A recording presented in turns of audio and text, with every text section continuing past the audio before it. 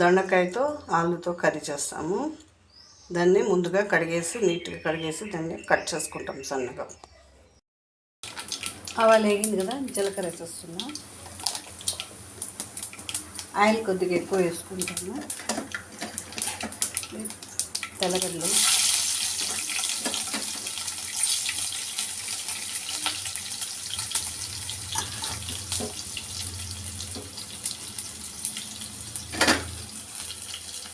Onion, 2 onion,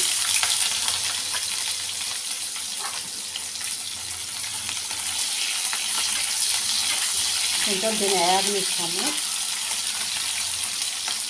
curry leaves,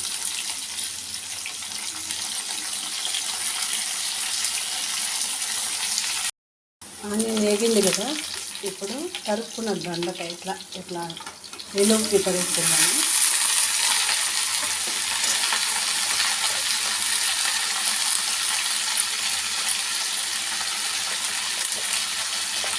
పావు spoon పసుపు,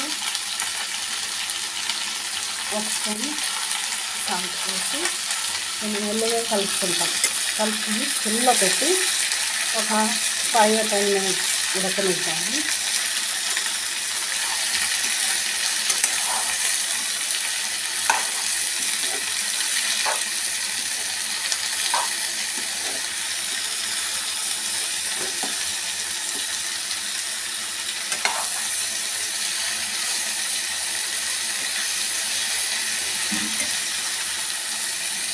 potato అయితే ఒక 5 minutes తర్వాత ఇది కొద్దిగా మెత్తపడినాక ఇది కొంచెం లేట్గా ఉడుకుతుంది. పొటాటో కొంచెం గిన్నెగా ఉడికిపోతుంది కాబట్టి ఇది ఒక 5 minutes సిమ్లో పెట్టి 5 or 10 minutes సిమ్లో పెట్టి ఉడకించుకున్నాక కొంచెం మెత్తపడ్డాక మళ్ళీ పొటాటో వేస్తాం.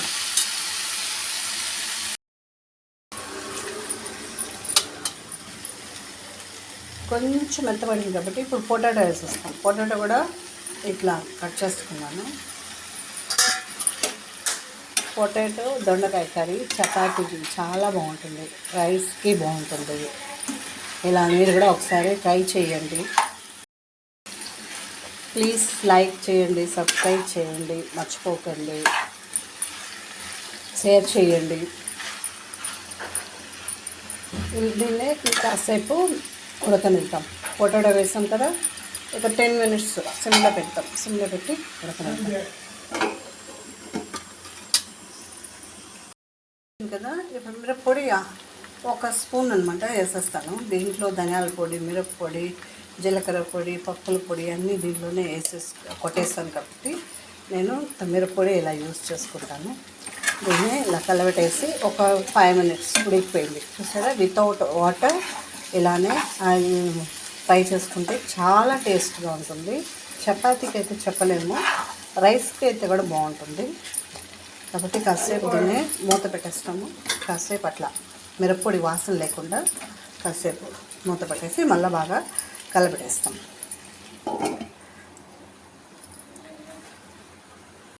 ఇలా సింపుల్గా ఏమి మసాలా ఏం లేకుండా ఆనియన్, తెల్లగడ్డ, మిరప్పొడితో మనం ఇలా కొద్దిగా ఆయిల్ ఎక్కువ వేసుకొని ఫ్రై చేసుకుంటే దీంతోనే రైస్ కూడా తినచ్చు.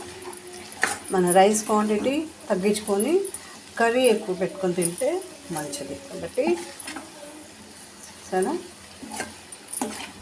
చాలా చక్కగా ఉడికిపోయింది. పొటాటో కూడా ఉడికిపోయింది, 2 ఉడికిపోయింది. ఒక 2 minutes మిరప్పొడి వాసన లేకుండా ఉండడానికి మూత పెట్టి తీస్తే మిరప్పొడి వాసన ఉండదన్నమాట. ఫ్రై రెడీ అయిపోయింది కదా. ఇప్పుడు బౌల్లో మనం సర్వ్ చేసుకున్నాము. రైస్కి వేసుకొని తిన్నాం.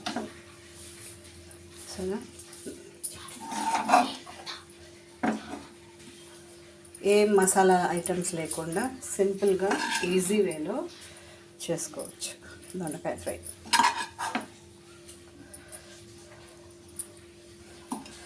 దొండకాయ ఫ్రై రెడీ.